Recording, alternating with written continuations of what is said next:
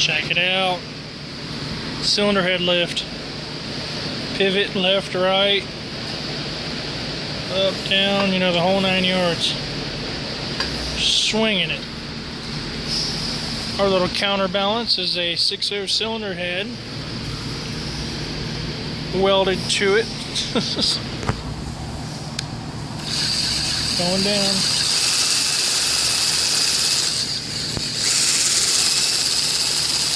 Should bottom out right about. That's as lowest it goes. And we've got options on the side here to make it higher, lower, whatever it may be. But we put those heads on in that truck with it. Catch you guys later.